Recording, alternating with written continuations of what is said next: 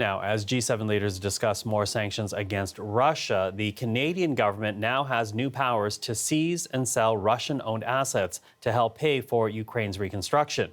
Bill C-19 became a law last week, and it affects the frozen assets of those on Canada's sanctions list. But it is a controversial move. And to talk about this, let's go to Ottawa right now. The CBC's Janice McGregor standing by. So Janice, talk to us a bit more about what Canada is going to do here, or at least what it's able now to do. Yeah, these new powers, long before Russia's invasion of Ukraine, there were people arguing that the government should have the ability to seize and sell off assets of individuals and entities that it was sanctioning. Canada's, of course, added to its list today, putting even more Russians on that list. Ontario Senator Ratna Omidvar was one of those people who has wanted these powers in place for a long time, even, before the war in Ukraine started. She said, look, there's a fresh urgency to this, but it's always been true that kleptocrats should not be able to profit off of their crimes. And she said it's not enough to have a sanctions regime that merely freezes assets. You have to be able to confiscate them and then use the proceeds to help the victims of these governments. Take a listen. No longer is if we should confiscate. The question is, how should we repurpose? And that's going to be, I think, the question. How should we repurpose? To whom? Who's involved? How do we provide accountability? How do we protect ourselves, et cetera, et cetera? I think that those are the next steps that I would like to see the government take. But doing so brings with it a lot of risks, and there are a ton of legal questions here. Canadian authorities previously had the power to confiscate the proceeds of crime, for example. But on this list, we have a lot of individuals, over 1,000 people, and authorities now can seize and sell assets of people and entities on that list, whether they were obtained legally or not. That is a new step. Omidvar believes this is likely to be challenged in domestic court here in Canada, and it's probably going to take a couple of test cases around these expropriations before we really see how it's going to work, indeed, if it's going to work the way the government says it will. Her original bill required the government to have a public list of all the assets and individuals it was going to target with this, and the value of the assets to be sold off. The government says it can't do that for privacy reasons. So unless something goes to court, it's unclear how much disclosure we're going to have in this process as it gets underway. Under the government's new law, the power to decide who gets the proceeds for this rests not with the court, but with the Minister of Foreign Affairs. Omidvar says maybe that's faster, more nimbler than the process that she was proposing when she had a bill on this, but it is also less transparent.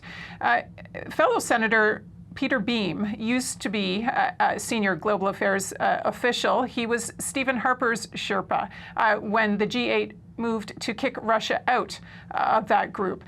Beam told me that he thinks these powers are going to be pretty difficult to operationalize in practice. He's suggesting that this week at the G7 and beyond, Canada consult with its allies on this, and he also thinks it's probably going to have to work with international agencies as it sets about trying to spend this money responsibly. Take a listen. If we get into a state where we're looking at rebuilding Ukraine collectively, globally, then these repurposed funds could be used for that purpose, whether to use the short term, create a Marshall Plan-like vehicle or something else. There's a lot of potential there. So I think you need transparency, and you also need some creativity going ahead. Now, a few weeks ago, the RCMP did say that $123 million worth of assets have been frozen so far, but Russia's central bank also has Canadian assets. Are they next? Yeah, that might surprise a lot of people to know that that central bank, which is on our list of sanctioned entities, I want to remind people, has a bunch of assets located here in Canada, about $20 billion worth. If the Canadian government were to target that, that is a much bigger pool of resources available for Ukraine's reconstruction than just selling off the assets of those sanctioned individuals and businesses. The most recent reporting on this suggests that at least some of this is Canadian government bonds. It might surprise people to know that some of our national debt is held by Russia, but Russia did go looking to diversify its assets, move away from US dollar products, and Canada's bonds were yielding more at that point anyway than equivalent investments in Japan or the European Union, for example. I spoke to Rachel Ziemba. She advises companies and governments on their sanction policies and the relative risk of investing in different jurisdictions. She told me, look, Canada's not vulnerable because of the Russian central bank holdings here. It doesn't give Russia too much leverage over this country, but seizing central bank assets, that's a big deal, and not everyone's sure that that's the way to proceed.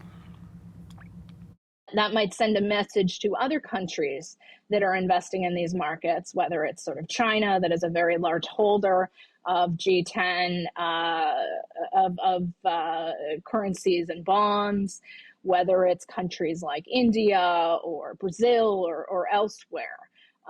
So that I think is why the Treasury Department and even the Fed and others are wary of those moves. That being said, there is a real political push to make sure that the Russians are among the actors paying for Ukrainian reconstruction. So we'll see if this political push does move into the realm of targeting central bank assets, not just sort of the real estate or private shares of wealthy Russian oligarchs, but a lot for the G7 leaders to think about here as they proceed into kind of uncharted territory. Janice, thank you for that. The CBC's Janice McGregor in Ottawa.